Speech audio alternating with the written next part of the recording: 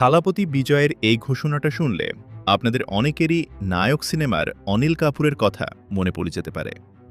আমরা প্রায়ই অভিযোগ শুনি কিছু বেসরকারি হাসপাতালে রোগী মারা যাওয়ার পরও তাকে ভেন্টিলেটরে রেখে পরিবারের কাছ থেকে লক্ষ লক্ষ টাকার বিল নেওয়া হয়। যদিও এমন অভিযোগ সব হাসপাতালের ক্ষেত্রে প্রযোজ্য নয়, তবুও এই বিষয়টি নিয়ে বহুবার বিতর্ক তৈরি হয়েছে। এবার এই ইস্যুতেই বড়সড় পদক্ষেপের দাবি উঠে এসেছে থালাপতি বিজয়ের পক্ষ থেকে। তিনি তামিলনাড়ুতে এমন একটি নিয়মের কথা বলেছেন, যেখানে যদি হাসপাতালে চিকিৎসাধীন অবস্থায় কোনো রোগীর মৃত্যু হয়, তাহলে সেই রোগীর পরিবারের কাছ থেকে হাসপাতাল আর কোনো অতিরিক্ত বিল আদায় করতে পারবে না। অর্থাৎ মৃত্যুর পর বিল আদায়ের প্রক্রিয়ায় স্বচ্ছতা ও জবাবদিহিতা নিশ্চিত করার উপর জোর দেওয়া হয়েছে।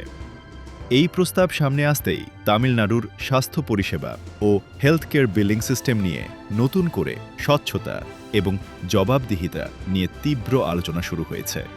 এখন প্রশ্ন হলো, আপনাদের কি মনে হয় এমন একটি নিয়ম কি শুধু তামিলনাড়ু নয়, গোটা ভারতেই চালু হওয়া উচিত? আপনার মতামত অবশ্যই নিচের কমেন্ট বক্সে লিখে জানান।